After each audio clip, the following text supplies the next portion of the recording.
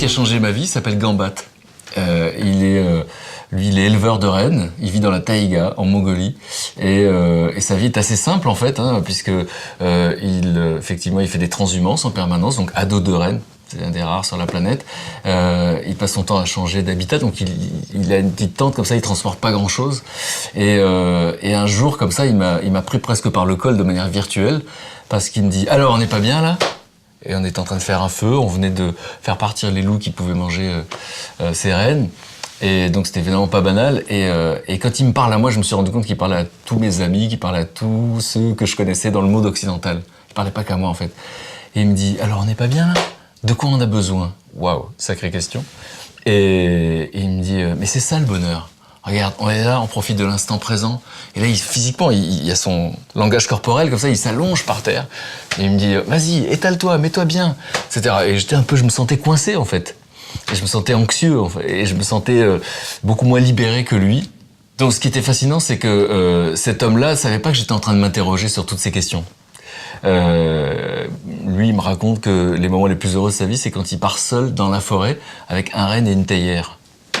Et je me rends compte qu'en fait, il n'est pas en train de faire semblant, quoi. Il est en train de parler d'un ressenti, un contentement que moi je connais pas.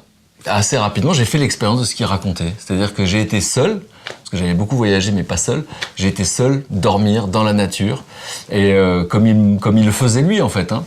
Et moi, je me suis rendu compte que toute ma vie, j'avais évité d'être seul. Parce que, au fond, je passais mon temps à m'intéresser aux autres. C'était sans doute pour pas m'intéresser à moi-même. J'étais toujours dans l'action. Alors j'avais plein de satisfaction, mais j'étais plus dans le faire que dans l'être. Et donc je me suis rendu compte, en fait, grâce à Gambat, que je fuyais quelque chose. Et je fuyais les émotions négatives. C'est-à-dire qu'au fond, comme nous tous, j'avais peur, je sais pas, si j'étais seul, je pense, je le dis maintenant parce que maintenant j'adore ça, mais je le dis rétrospectivement, je pense que j'avais peur en étant seul, je sais pas, d'être submergé par une tristesse, des émotions du passé, par des peurs. J'ai découvert que être dans l'instant présent, comme il me le recommande, en fait, j'y arrivais pas. Et puis j'ai découvert même grâce à des neurologues que c'est pas très naturel pour nous les humains d'être dans l'instant présent. En fait, notre cerveau, notre cortex préfrontal passe son temps à organiser les choses, etc. On a je sais plus combien de pensées à la minute. Et donc j'ai suivi un entraînement intensif. Alors au début ça se présentait comme un truc anti-stress, ça tombait bien. Moi j'étais quelqu'un de très anxieux qui avait du mal à apprécier l'instant présent parce qu'il passait son temps à penser aux soucis d'après.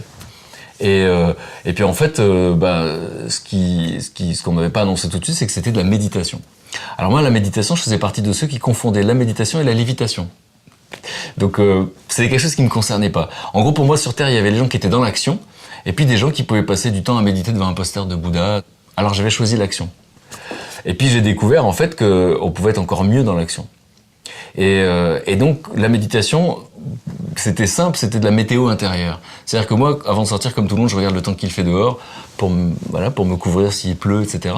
Et la méditation, finalement, c'est une méditation laïque. Alors j'y tiens beaucoup en fait. C'est une technique qui a été aux États-Unis propagée par un garçon qui s'appelle John Kabat-Zinn, qui est un scientifique, et en France par un homme qui s'appelle Christophe André, qui est un psychiatre. Donc c'est important pour moi qu'il ait plein de diplômes. J'avais pas envie d'un truc trop barré, j'avais pas envie de faire confiance à n'importe qui. Et j'ai découvert cette technique. Mais c'est vraiment une technique qui demande de l'entraînement. C'est-à-dire qu'il suffit pas de savoir comment ça marche. Moi, j'ai plein de potes qui ont des abdos incroyables, ils m'expliquent comment ça marche, et j'ai beau savoir, j'ai pas les abdos. Parce que je fais pas l'expérience. Donc, j'ai commencé à faire les expériences de la méditation, et j'ai été très loin, puisque je me suis retrouvé à faire une semaine de silence. C'est-à-dire une semaine pour aller à l'intérieur de soi. Alors, c'est l'expérience la plus incroyable que j'ai jamais vécue, et du coup, ça change toute la perception du réel. Ah, c'est aussi simple que ça. Et je me suis rendu compte que ce qu'on appelle le réel, c'est nos perceptions. Il n'y a pas que notre regard, mais il y a plein de sens. Notre ressenti, on fait pas très attention à notre ressenti. Moi, j'étais plutôt un cérébral. Alors, j'ai pas dit un intellectuel, mais un cérébral. Et je faisais pas assez confiance à mon intuition, à mon ressenti. Et depuis que je fais confiance à mon ressenti, alors ma vie elle est plus chouette. Parce que d'abord, vous faites le tri. Les gens toxiques, il y en a plein autour de nous, on s'en rendait pas compte. Des activités toxiques. Il y avait des tas de trucs où je me sentais pas bien, mais je croyais qu'il fallait faire ceci ou qu'il fallait faire cela. Et puis surtout, la perception du monde, c'est ce que je ressens à l'instant T. J'ai compris qu'il n'y avait pas autre chose. J'ai compris qu'en fait, le passé n'existe pas, on peut y aller ensemble, enfin voilà, à part dans les films, on sait pas faire. Le futur n'existe pas, et le seul truc qui existe, c'est ici et maintenant. Alors du coup, qu'est-ce qui est important? C'est ici et maintenant. C'est aussi basique et presque... c'est implacable en fait. Et donc du coup, j'ai vécu cet entraînement à être dans l'ici et maintenant. En fait, je me suis rendu compte qu'avant, je passais mon temps à fuir mes émotions négatives, alors par tous les moyens, hein, boire un coup, faire la fête, aller au cinéma, etc. Alors que là, j'avais plus envie de les fuir, j'avais envie juste de les observer. Parce qu'en fait, les chercheurs ont expliqué que quand on observe une émotion, ça s'appelle la diffusion. C'est presque à la désactive. Observer ce qu'on ressent, et pas le fuir.